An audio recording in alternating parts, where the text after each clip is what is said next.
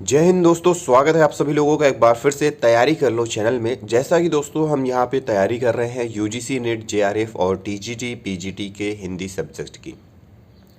तो यहाँ पे दोस्तों ये हमारी दूसरी क्लास है और इससे पहले हमने पहली क्लास में देखा था कि हिंदी जो भाषा है वो किस प्रकार से आई थी। उसी तरीके से हम लोग यहाँ पे ये दूसरी क्लास है आदि जिसमें हम लोग पढ़ने वाले हैं आधुनिक भारतीय आर्य भाषाओं के बारे में। तो दोस्तों पूरी वीडियो के साथ बने रहिए और अगर आप यूजीसी नेट जेआरएफ और टीजीटी पीजीटी की तैयारी करना चाहते हैं तो सबसे पहले चैनल को सब्सक्राइब कर लें और साथ ही साथ बेल आइकन प्रेस कर लें। दोस्तों दूसरी तरफ हमारी प्रश्नोत्तरी की सीरीज़ चल रही है जिसमें हमने 1 से 13 तक की प्रश्नोत्तरी की सीरीज़ कर ली है। अगर आपने उन्हें नहीं देखा है तो चैनल के प्लेलिस्ट में जाएँ, वहाँ पर यूजीसी नेट जेआरएफ और टीजीटी पीजीटी 2022 के नाम से एक प्लेलिस्ट बनी हुई है, उसमें जाकर आप उन्हें देख सकते हैं। तो बात करते हैं आधुनिक आर्य भाषाओं की। आधुनिक आर्य भाषाओं का विकास अपभ्रंश से हुआ है। किससे हुआ है आधुनिक भारतीय आर्य भाषाओं का विकास? आधुनिक आर्य भाषाओं का विकास अपभ्रंश से हुआ है। सर्वप्रथम 1880 ईस्वी में आधुनिक आर्य भाषाओं का वर्गीकरण हार्नले ने किया था। किसने किया था? सर्वप्रथम हार्नले ने। सर्वप्रथम 1980 ईस्वी में आधुनिक आर्य भाषाओं का जो वर्गीकरण है वो हार्नले ने किया था। अब हार्नले का आधुनिक भारतीय आर्य भाषाओं का वर्गीकरण यहाँ पे दिया हुआ है, तो वो देख लेते हैं। हार्नले का आधुनिक भारतीय आर्य भाषाओं का वर्गीकरण, वर्ण दिए हुए हैं और भाषाएं दी हुई हैं। सबसे पहला है पूर्वी गौड़ियन। इसमें पूर्वी हिंदी, बंगला, असमी और उड़िया भाषाएं आती थी। दूसरा है पश्चिमी गौड़ियन। इसमें पश्चिमी हिंदी, राजस्थानी, गुजराती, सिंधी और पंजाबी भाषाएं थी। उत्तरी गौड़ियन, इसमें गढ़वाली, नेपाली, पहाड़ी है। और फिर है दक्षिणी गौड़ियन, इसमें मराठी भाषा आती है। हार्नले ने मध्य देश तथा केंद्र के आर्य को भीतरी आर्य और चारों ओर फैले आर्य को बाहरी आर्य कहा है। कहने का मतलब है भीतरी आर्य और बाहरी आर्य। इसमें भीतरी आर्य वो है जो मध्य देश तथा केंद्र के एरिए को, और बाहरी आर्य केंद्र और मध्य देश के एरिए को छोड़कर। फिर है जॉर्ज ग्रियर्सन का लिंग्विस्टिक सर्वे ऑफ इंडिया में प्रदत्त वर्गीकरण। ये लिंग्विस्टिक सर्वे ऑफ इंडिया उनका एक ग्रंथ है। बाहरी उपशाखा, जिसमें उत्तरी पश्चिमी समुदाय आते हैं और उसमें लहंदा और सिंधी भाषाएं हैं। फिर दक्षिण समुदाय इसी में बाहरी उपशाखा में, जिसमें मराठी भाषा है। पूर्वी समुदाय उसमें उड़िया, बिहारी, बंगला और असमिया भाषाएं हैं। फिर है मध्य उपशाखा। मध्य उपशाखा में मध्यवर्ती समुदाय है जिसमें पूर्वी हिंदी है।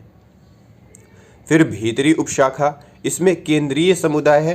केंद्रीय समुदाय में पश्चिमी हिंदी, पंजाबी, भीरनी, राजस्थानी, खानदेशी, गुजराती आती हैं।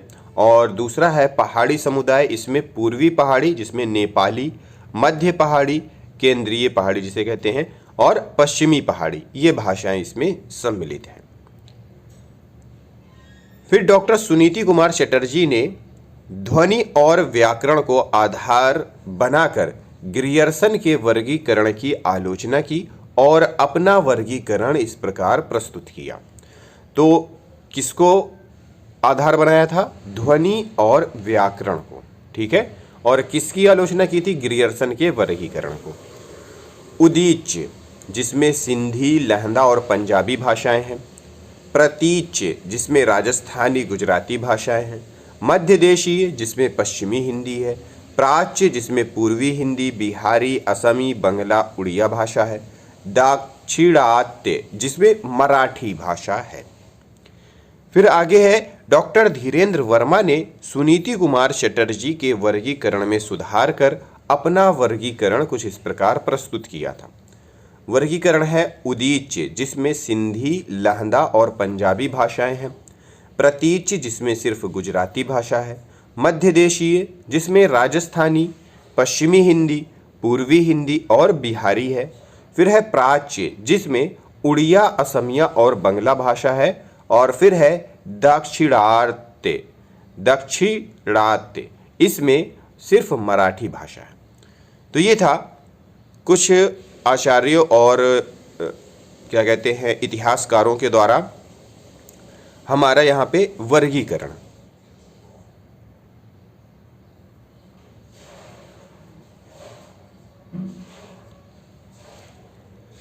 फिर यहाँ पे है भोलानाथ तिवारी का अपभ्रंश आधारित वर्गीकरण। अपभ्रंश दिया हुआ है और यहाँ पे आधुनिक निर्मित भाषाएं दी हुई हैं। पहला है ब्राचड़ पैशाची जिसे पश्चिमोत्तरी भी कहते हैं। इसमें आधुनिक निर्मित भाषाएं हैं लहंदा, पंजाबी, सिंधी, पश्चिमी, हिंदी। फिर है शौरसेनी अपभ्रंश मध्यवर्ती जिसे कहते हैं। इसमें राजस्थानी, पहाड़ी और गुजराती है। फिर है अर्धमागधी मध्य पूर्वी जिसमें पूर्वी हिंदी आती है। फिर है मागधी जिसे पूर्वीय भी कहते हैं। इसमें बिहारी, बंगाली, उड़िया, असमिया भाषाएं आती हैं, निर्मित हुई हैं फिर है महाराष्ट्री जिसे दक्षिणी भी कहते हैं। इसमें मराठी भाषा का निर्माण हुआ है। यह भोलानाथ तिवारी के अनुसार है, ठीक है। अब हरदेव बिहारी का वर्गीकरण देख लेते हैं। हिंदी वर्ग, इसमें मध्य पहाड़ी, राजस्थानी, पश्चिमी हिंदी, पूर्वी हिंदी, बिहारी हिंदी आती है। फिर हिंदीतर आ हिंदी वर्ग, इसमें उत्तरी हिंदीतर, इसमें उत्तरी मतलब नेपाली। फिर आ हिंदी वर्ग, इसमें पश्चिमी, नहीं ये तो पूरा एक ही है। हिंदीतर जिसमें आ हिंदी वर्ग आते हैं, उत्तरी जिसमें नेपाली, पश्चिमी जिसमें पंजाबी, सिंधी, गुजराती, दक्षिणी जिसमें सिंहली, मराठी, पूर्वी जिसमें उड़िया, बंगला और असमिया भाषाएं आती हैं। फिर है प्रमुख आर्य भाषाओं की विशेषताएं। अब विशेषताएं भी देख लेते हैं, कभी कभी क्या है कि पूछ लेता है। सबसे पहला है लहंदा। इसका जो अन्य नाम है वो हिंदकी, जटकी, मुल्तानी, चिबहाली और पोठवारी है। लिपि क्या है लहंदा की? लंडा। शारदा लिपि की एक ये उपशाखा है। लहंदा भाषा की क्या है? लहंदा जो एक आर्य भाषा है और इसकी जो लिपि है वो लंडा लिपि है और ये शारदा लिपि की एक उपशाखा है। लहंदा का शाब्दिक अर्थ होता है पश्चिमी। फिर है पंजाबी। इसकी लिपि लंडा थी जिसमें सुधार कर गुरु अंगद ने गुरुमुखी लिपि बनाई। इसकी मुख्य बोलियां हैं मांझी, डोगरी, दोआबी, राठी आदि। फिर है सिंधी। यह सिंधु नदी के दोनों किनारों पर बोली जाती है। इसकी अपनी लिपि लंडा है लेकिन यह गुरुमुखी और फारसी में भी लिखी जाती है। इसकी बोलियां हैं विचोली, लासी, सिराइकी, थरेली, लाड़ी। फिर है गुजराती। इसकी लिपि गुजराती के नाम से ही जानी जाती है। गुजराती कैथी से मिलती जुलती लिपि में लिखी जाती है। इसमें शिरोरेखा नहीं होती हैं। ये प्रश्न पूछता है कि निम्नलिखित में से किस भाषा में शिरोरेखा नहीं होती है, तो याद रखिएगा गुजराती। फिर अगला है कि बोलियां। मराठी की बोलियां हैं कोकड़ी, नागपुरी, कोष्टी, माहारी। इसकी जो लिपि है वो देवनागरी लिपि है किंतु कुछ लोग मोड़ी लिपि का भी प्रयोग करते हैं। फिर है असमी। मुख्य बोली है शिवनुपुरिया और लिपि बंगला है। फिर है बांग्ला प्राचीन देवनागरी से विकसित लिपि बंगला में लिखी जाती है। फिर है उड़िया प्राचीन उत्कल तथा उड़ीसा की भाषा है। उड़िया की लिपि ब्राह्मी की उत्तरी शैली से विकसित लिपि है। इसकी प्रमुख बोलियां हैं गंजामी, संभलपुरी, भत्री आदि। हिंदी का भौगोलिक विस्तार एवं विविध रूप। अब भाषा वैज्ञानिक भाषा और बोली के बीच एक और वर्ग को स्वीकारते हैं जिसे उपभाषा कहते हैं। हिंदी का वर्गीकरण 5 उपभाषाओं में किया जाता है। इन 5 उपभाषाओं तथा बोलियों को आरेख के माध्यम से यहाँ पे समझाया गया है। तो हिंदी की उपभाषाएं तथा बोलियां, तो सबसे पहले है अपभ्रंश, फिर है उसकी उपभाषा, फिर है उसकी बोली और फिर है उसका क्षेत्र। तो यहाँ पे शौरसेनी अपभ्रंश है, जिसकी उपभाषा है राजस्थानी हिंदी, जिसे टा वर्ग बहुला भाषा बोलते हैं। फिर है पहाड़ी हिंदी, पश्चिमी हिंदी। तो यहाँ पे जो राजस्थानी हिंदी है उसकी जो बोली है वो है मारवाड़ी, मालवी, मेवाती, जयपुरी, जिसे ढूंढाड़ी भी कहते हैं।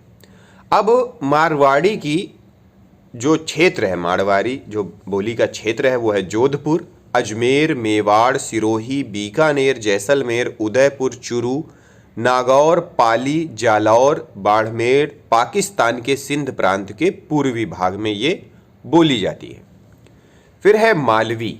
मालवी का जो क्षेत्र है वो उज्जैन, इंदौर, देवास, रतलाम, भोपाल, होशंगाबाद, प्रतापगढ़, गुना, नीमच, टोंक है। फिर है मेवाती, इसका क्षेत्र है अलवर, गुड़गांव, भरतपुर। फिर है जयपुरी या ढूंढाड़ी, इसका क्षेत्र है हाड़ौती, कोटा, बूंदी, बारन, झालावाड़। उसके बाद है पहाड़ी हिंदी। पहाड़ी हिंदी में हिंदी की बोलियां हैं कुमाऊनी और गढ़वाली।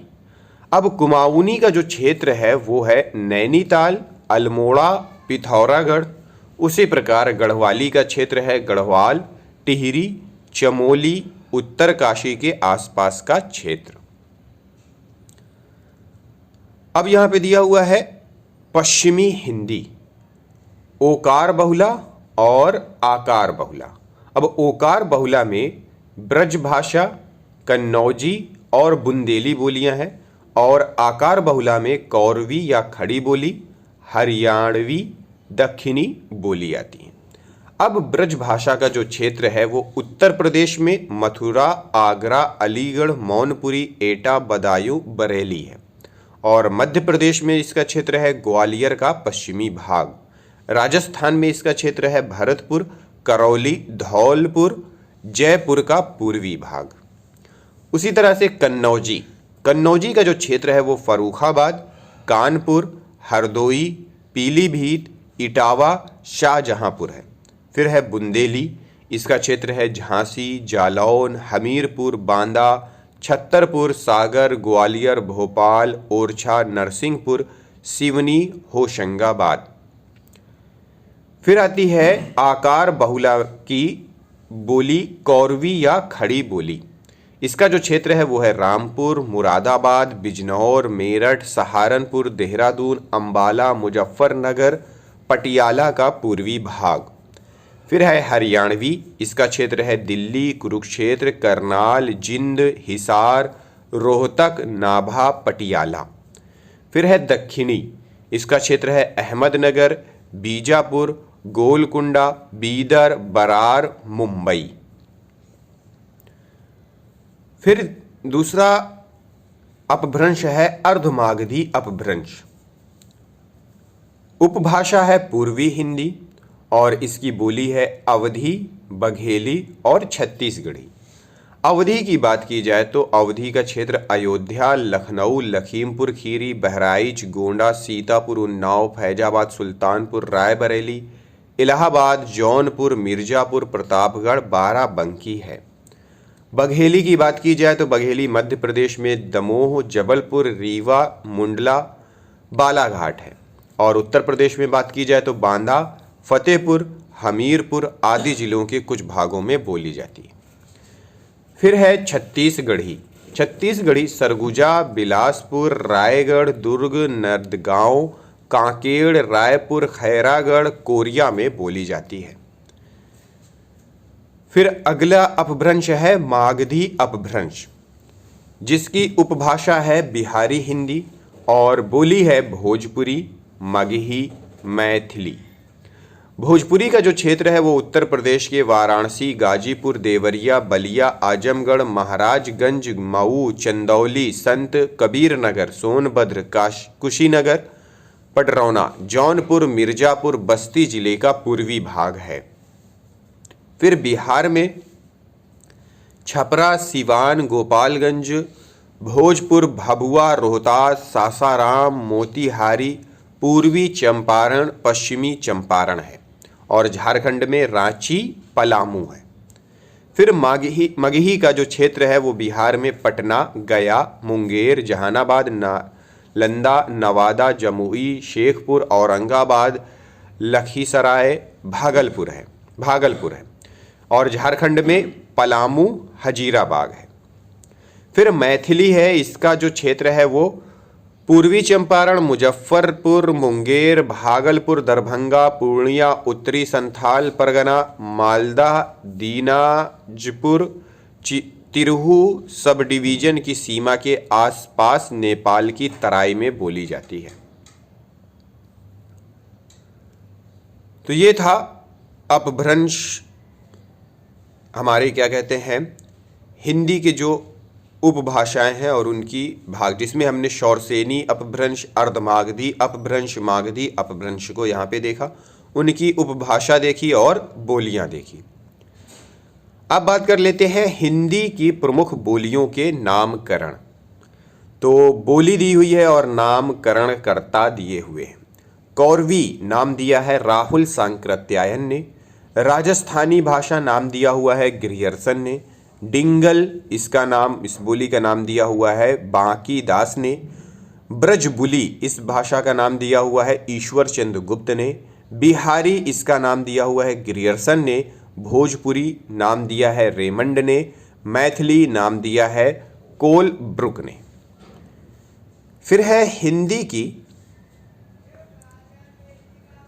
हिंदी की प्रमुख बोलियों का उच्चारणगत वर्गीकरण, उच्चारण के हिसाब से, ठीक है। ओकार बहुला, इसमें बोली आती है ब्रजभाषा, बुंदेली, कन्नौजी, मारवाड़ी, कुमाऊनी, गढ़वाली और मालवी। आकार बहुला में आती है कौरवी और दक्षिणी। उदासीन आकार बहुला में अवधी, बघेली और इकार बहुला में भोजपुरी। तो ये पूछ लेता है कि निम्नलिखित में से आकार बहुला कौन सी बोली है, तो आप लोगों को ध्यान रखना है कि कौन कौन सी बोली उसमें आती है। राजस्थानी हिंदी उपभाषा। राजस्थानी हिंदी उपभाषा राजस्थान, मालवा जनपद और सिंध के कुछ क्षेत्र में फैली है। इसको लगभग 4 करोड़ लोग बोलते हैं। राजस्थानी हिंदी उपभाषा टा वर्ग बहुला उपभाषा है। मराठी में प्रयुक्त ला ध्वनि भी इसमें प्रयुक्त होती है। इसमें पुल्लिंग एक वचन शब्द प्रायः ओकारांत होते हैं, जैसे हुक्को, तारो आदि। पुल्लिंग और स्त्रीलिंग शब्दों के बहुवचन में अंत में आ का प्रयोग होता है, जैसे तारा, राता आदि।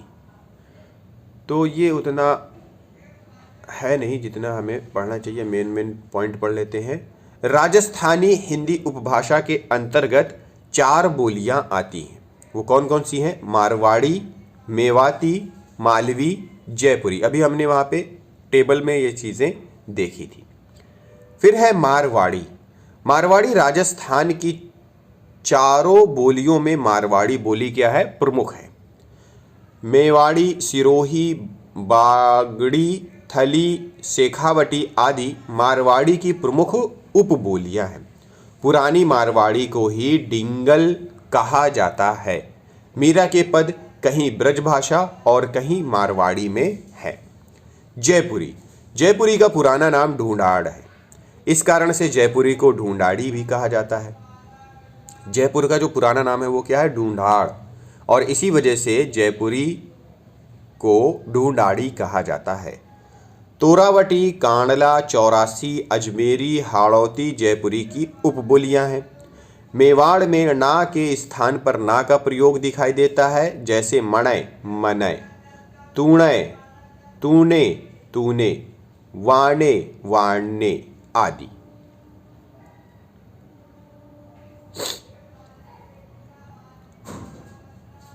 फिर यहां पे दिया हुआ है मालवी। मालवी लंबे समय तक उज्जैन के आसपास का क्षेत्र मालव या मालवा नाम से प्रसिद्ध रहा है। इस कारण यहाँ की बोली को मालवी कहते हैं। सोंडवाड़ी, रागड़ी, पाटवी, रतलामी आदि मालवी की उपबोलियां हैं। फिर है मेवाती। मेवाती बोली माओ जाति के निवास स्थान मेवात क्षेत्र की बोली है। मेवाती एक मिश्रित उपबोली अहिरवाटी है जो गुड़गांव, दिल्ली, करनाल के पश्चिमी क्षेत्र आदि में बोली जाती है। राठी, नहरे, कटहर, गुजरी आदि मेवाती की अन्य बोलियां हैं। फिर है बिहारी हिंदी उपभाषा। इस उपभाषा में 3 बोलियां आती हैं, भोजपुरी, मगही और मैथिली। भोजपुरी बोली के अर्थ में सर्वप्रथम प्रयोग 1789 ईस्वी में राजा चेत सिंह के सिपाहियों की बोली के लिए हुआ। बिहारी हिंदी उपभाषा की सबसे अधिक बोले जाने वाली बोली भोजपुरी है। बिहारी हिंदी उपवर्ग की सर्वाधिक महत्वपूर्ण बोली भोजपुरी है। लोक प्रचलन की दृष्टि से यह हिंदी की सबसे बड़ी बोली है। भारत के बाहर भी मॉरिशस, फिजी आदि क्षेत्रों में यह अत्यधिक प्रचलित है। भिखारी ठाकुर को भोजपुरी का शेक्सपियर कहा जाता है। उन्होंने विदेशिया सहित 12 नाटकों की रचना की है। तो ये एक चीज़ मिल गई कि भोजपुरी का शेक्सपियर किसे कहा जाता है, तो भिखारी ठाकुर को कहा जाता है। फिर है मगही। मगही या मगध का अर्थ है मगध। मगही या मगधी का अर्थ है मगध की भाषा। मगही शब्द मागधी का विकसित रूप है। मगही का परिनिष्ठित रूप गया जिले में प्रयुक्त होता है। मगही में पर्याप्त लोक साहित्य उपलब्ध है। गोपीचंद और लोरिक के लोकगीत प्रसिद्ध हैं। अधिकरण कारण में मो का प्रयोग तथा सर्वनाम में आप का प्रयोग होता है। फिर है मैथिली। मैथिली का उद्भव मागधी अपभ्रंश के मध्यवर्ती रूप में हुआ है। मिथिला की बोली को मैथिली कहा जाता है। उत्तरी मैथिली, दक्षिणी मैथिली, पूर्वी मैथिली, पश्चिमी मैथिली, छीका, छीकी और जोलहा बोली मैथिली की 6 उपबोलियां हैं। साहित्यिक दृष्टि से मैथिली बिहारी हिंदी की सबसे संपन्न बोली है। मैथिली में छ और ला ध्वनियों का अत्यधिक प्रयोग होता है। फिर है मैथिली। मैथिली संविधान की 8वीं अनुसूची में शामिल है। फिर है पहाड़ी हिंदी उपभाषा। पहाड़ी हिंदी उत्तर भारत के पर्वतीय क्षेत्रों, मुख्यतः कुमाऊं तथा गढ़वाल में बोली जाती है। पहाड़ी हिंदी पर आर्य भाषा, संस्कृत, तिब्बती, चीनी तथा खस का भी प्रभाव है। इसकी साहित्यिक परंपरा नहीं मिलती है। इस उपवर्ग की बोलियों में सानुनासिक स्वरों की प्रधानता है। इसकी बोलियां प्रायः ओकारांत हैं, जैसे घोड़ो, कालो, चाल्यो आदि। पहाड़ी हिंदी के अंतर्गत 2 बोलियां आती हैं, कुमाऊनी और गढ़वाली। कुमाऊनी नैनीताल, अरमोड़ा तथा पिथौरागढ़ क्षेत्र का पारंपरिक नाम कूर्मांचल है, जिसे कुमाऊं कहते हैं। इसकी बोली कुमाऊनी है। खस परजिया, कुमैया, फल्द, कोटिया, पछाई, चौगरखिया, गंगोला, दानपुरिया, सिराली, सोरियाली, अस्कोटी, जोहारी, राऊ, चौभैसी, भोटिया आदि कुमाऊनी की उपबोलियां हैं। इस पर राजस्थान का प्रभाव है। इस प्रभाव के कारण ना और ला ध्वनियां भी शामिल हैं। कौरवी के प्रभाव के कारण अल्प प्राणीकरण की प्रवृत्ति दिखाई पड़ती है। फिर है गढ़वाली। 52 गढ़ियों में बटे होने के कारण केदारखंड क्षेत्र को गढ़वाल कहा जाता है और यहाँ की बोली गढ़वाली कहलाती है। उत्तराखंड राज्य के टिहरी गढ़वाल की बोली गढ़वाली का आदर्श रूप मानी जाती है। गढ़वाली बोली में भोटिया, शक, किरात, नागा और खस जातियों की भाषाओं के अनेक तत्व शामिल हैं। फिर है पूर्वी हिंदी उपभाषा। पूर्वी हिंदी का क्षेत्र पूर्वी उत्तर प्रदेश, मध्य प्रदेश तथा छत्तीसगढ़ तक फैला है। प्राचीन समय में जिस क्षेत्र को उत्तरी कोसल तथा दक्षिणी कोसल कहा जाता था, वही क्षेत्र पूर्वी हिंदी का क्षेत्र है। इसकी सीमाओं का निर्धारण कानपुर से मिर्जापुर तक तथा लखीमपुर से बस्तर तक किया जाता है। पूर्वी हिंदी के अंतर्गत 3 बोलियां अवधी, बघेली और छत्तीसगढ़ी आती है। अवध क्षेत्र में बोली जाती है। अवध अयोध्या का तद्भव रूप है। इस बोली के लिए कोसली, बैसवाड़ी शब्दों का प्रयोग भी होता है। प्राकृत पेंगलम में पुरानी अवधी के रूप मिलते हैं। बैसवाड़, मिर्जापुरी तथा बघौनी डॉक्टर भोलानाथ तिवारी के अनुसार अवधी की मुख्य उपबोलियां हैं। Fiji, Trinidad, Guyana, Mauritius, Dubai आदि देशों में कुछ लोग अवधी में बातचीत भी करते हैं। अवधी के विकास को 3 कालों में विभाजित किया गया है। प्रारंभ से 1400 ईस्वी तक, आदिकाल 1400 ईस्वी से 1700 ईस्वी तक तथा मध्यकाल और 1700 ईस्वी से आज तक आधुनिक काल। प्रारंभ से 1400 ईस्वी तक आदिकाल, 1400 ईस्वी से 1700 ईस्वी तक का मध्यकाल और 1700 ईस्वी तक से लेकर के आज तक का समय आधुनिक काल। फिर है बघेली। रीवा के आसपास का क्षेत्र बघेल राजपूतों के वर्चस्व के कारण बघेलखंड कहलाया और यहां पर बोली जाने वाली बोली को बघेलखंडी या बघेली कहलाई। जुड़ार, गहोरा, तिरहारी बघेली की उपबोलियां हैं। बाबू राम सक्सेना बघेली को अवधी की ही एक उपबोली मानते हैं। अवधी और बघेली में बहुत सी समानताएं हैं। फिर है छत्तीसगढ़ी। छत्तीसगढ़ी बोली वर्तमान में छत्तीसगढ़ राज्य की भाषा है, इसलिए इतिहास में इस क्षेत्र को दक्षिणी कोसाल भी कहा गया है। छत्तीसगढ़ी को लरिया या खलटाही भी कहते हैं। सरगुजिया, सदरी, बैगानी, बिछवाली मुख्य उपबोलियां हैं। भोजपुरी, मगही, बघेली, मराठी, उड़िया भाषी क्षेत्रों से घिरा होने के कारण इनका प्रभाव स्पष्ट रूप से छत्तीसगढ़ी पर देखा जा सकता है। पश्चिमी हिंदी उपभाषा। पश्चिमी हिंदी हिंदी भाषा का सबसे बड़ा उपवर्ग है, जिसका क्षेत्र अंबाला से कानपुर तक तथा देहरादून से महाराष्ट्र के आरंभ तक विकसित है। इसकी बोलियां निम्नलिखित हैं। ब्रज भाषा। ब्रज का अर्थ है पशुओं या गायों का समूह या चारागाह। पशुपालन की अधिकता के कारण यह क्षेत्र ब्रज कहलाया और इसकी बोली ब्रज भाषा।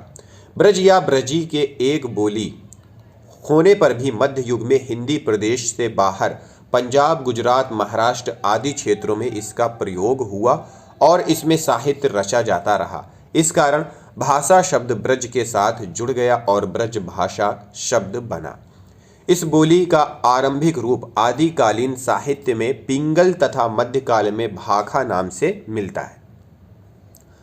भुक्खा, अंतर्वेदी, भरतपुरी, डांगी, माथुरी आदि ब्रज भाषा की मुख्य बोलियां हैं। बंगाली कवि ईश्वर चंद्र गुप्त ने ब्रजबुली शब्द का सर्वप्रथम प्रयोग किया था। तो ये एक चीज मिल गया, ब्रजबुली शब्द का सर्वप्रथम प्रयोग बंगाली कवि ईश्वर चंद्र गुप्त ने किया था। ब्रज भाषा का विकास 3 कालों में विभाजित किया गया है। आरंभ से 1525 ईस्वी तक आदिकाल, 1525 ईस्वी से 1800 ईस्वी तक मध्यकाल और 1800 ईस्वी तक से अभी तक का समय आधुनिक काल। फिर है खड़ी बोली। खड़ी बोली का दूसरा नाम कौरवी है। कौरवी का प्रयोग राहुल संकृत्यायन ने किया था। बीम्स, सुनीति कुमार चटर्जी, धीरेन्द्र वर्मा आदि भाषा वैज्ञानिकों के अनुसार खड़ी बोली का आधार कौरवी है। खड़ी बोली मानक हिंदी का आधार कोलबुक ने कन्नौजी को माना, स्टाविक तथा मोहम्मद हुसैन ने ब्रजभाषा को माना और मसूद हसन खां ने हरियाणी को माना है। विद्वानों के अनुसार खड़ी बोली का अर्थ, सुनीति कुमार चटर्जी खड़ी बोली का अर्थ माना है सीधी, कामता प्रसाद गुरु ने कर्कश, गिलक्राइस्ट ने गंवारू, किशोरी दास वाजपेयी ने खड़ी पाई से संबंधित माना है और अन्य भाषा वैज्ञानिकों ने खरी या शुद्ध से माना है। वर्तमान हिंदी, उर्दू, हिंदुस्तानी और दक्षिणी कुछ सीमा तक खड़ी बोली पर आधारित है। फिर है बुंदेली। बुंदेलखंड की बोली बुंदेली है। बुंदेलखंड नाम बुंदेला राजपूतों के आधिपत्य के कारण पड़ा। भूभाग की व्यापकता की दृष्टि से बुंदेली पश्चिमी हिंदी की सबसे व्यापक बोली है। कन्नौजी। कन्नौजी शब्द संस्कृत के कान्य कुब्ज शब्द से विकसित हुआ है। कान्य कुब्ज, कान्य उज, कन्नौज। कुछ विद्वान कन्नौजी को ब्रज भाषा का ही रूप मानते हैं। ग्रियर्सन ने इसे अलग बोली माना है। कन्नौज जनपद का पुराना नाम पांचाल था। इस बोली में मध्य हा का लोप हो जाता है, जैसे जाही, जाई, करहु, करऊ आदि। हरियाणवी, हरियाणी या हरियाणवी, इसका मूल संबंध हरियाणा राज्य से है। ग्रियर्सन ने इसे बांगरू कहा है। धीरेन्द्र वर्मा ने हरियाणी को स्वतंत्र बोली नहीं मानकर खड़ी बोली का ही एक रूप माना है। हरियाणी को जाटू भी कहते हैं। हरियाणी में लोक साहित्य पर्याप्त मात्रा में है। दक्षिणी, दक्षिणी हिंदी का अन्य नाम है दक्कनी, देहलवी, हिंदवी, गुजरी। हैदराबाद में दक्षिणी हिंदी का एक विशिष्ट रूप प्रचलित है जिसे हैदराबादी हिंदी कहा जाता है। गुजरी इसका वह रूप है जो गुजरात के कवियों के साहित्य में प्रयुक्त है, जैसे मोहम्मद शाह कादरी के काव्य में। दक्षिणी हिंदी के प्रमुख स्थान आंध्र प्रदेश, कर्नाटक व मद्रास हैं और दक्षिणी हिंदी की मुख्य उपबोलियां गुलबर्गी, बीदरी, बीजापुरी, हैदराबादी हैं। दक्षिणी हिंदी की विशेषताएं। खड़ी बोली के सभी स्वर दक्षिणी हिंदी में मिलते हैं। खड़ी बोली के सभी व्यंजन भी इसमें मिलते हैं।